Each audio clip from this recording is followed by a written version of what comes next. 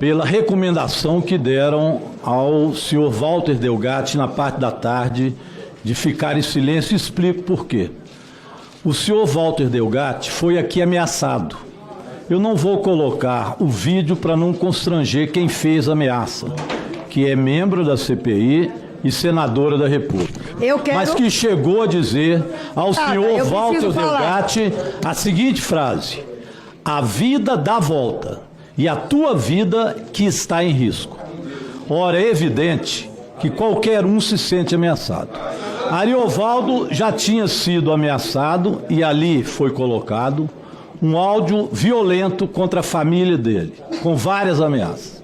A gente sabe que a tentativa de golpe no país foi um processo de extrema violência, com quebradeiras no Congresso Nacional, no Palácio e com quebradeiras também no interior de Brasília, como um todo, no Supremo Tribunal Federal. Esse foi o processo de violência dessa tentativa de golpe bolsonarista no Brasil, com camisas de Bolsonaro e todos se posicionando a favor de que a democracia não prevalecesse.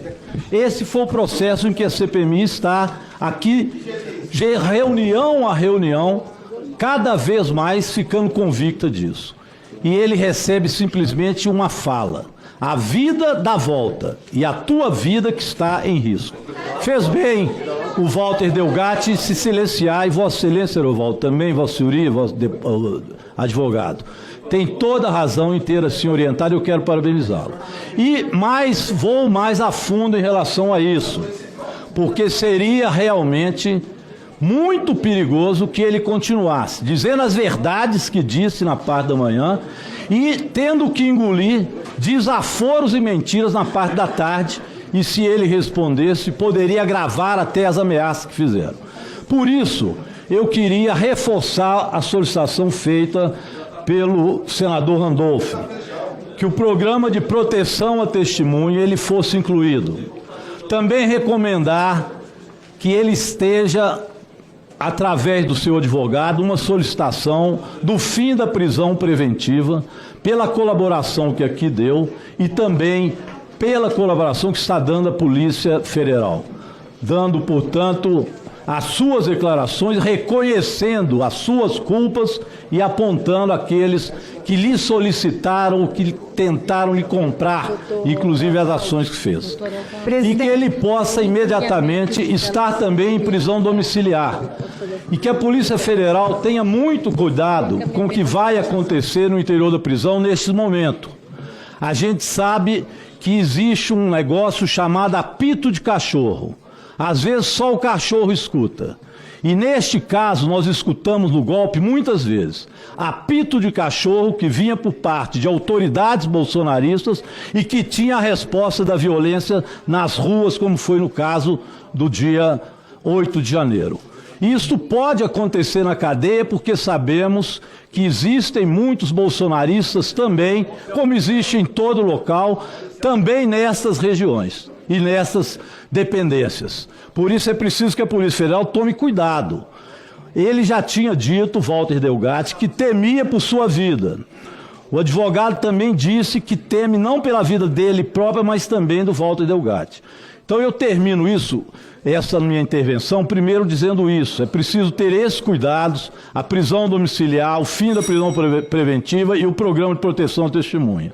E dizer à nossa senadora, que tem certeza e convicção disso, que a verdade tem que prevalecer.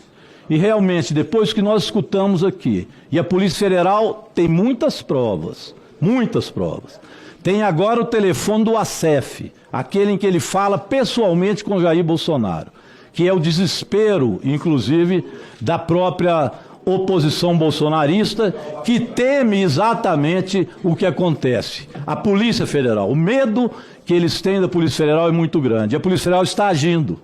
E sabemos que quando ela age, ela descobre a verdade.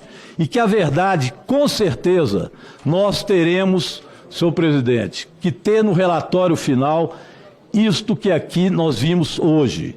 Estas denúncias analisadas, que o presidente Jair Bolsonaro seja indiciado no final desse processo e que a sua prisão seja solicitada. É o mínimo depois da reunião que nós tivemos hoje. Parabéns ao Ariovaldo pela orientação, muito obrigado ao Walter Delgatti por colocar aqui as suas as suas convicções e colocar aqui também a sua contribuição. Muito obrigado, presidente, e assim termino a minha fala.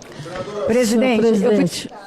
A presidência interina gostaria de informar que o presidente já tinha determinado aqui a assessoria da comissão que fizesse um ofício ao Ministério da Justiça, Ministério dos Direitos Humanos e ao ministro Alexandre de Moraes, do Supremo Tribunal Federal, para solicitar a inclusão do depoente no programa de proteção de testemunhas e que houvesse uma preocupação com a sua proteção.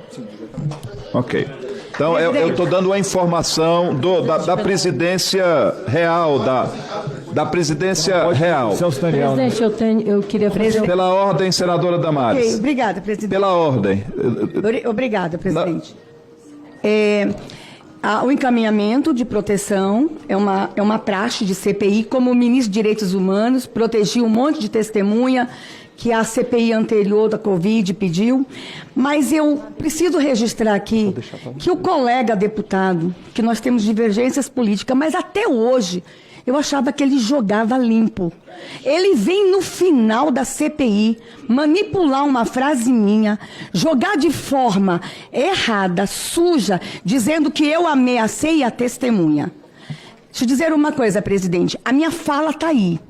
Eu disse para a testemunha que ele já colocou toda a vida dele em risco, todos os projetos de vida dele, porque eu vejo esse homem no mínimo mais 10 anos na cadeia. Que ele se afaste do crime. Eu falei, inclusive, como mãe.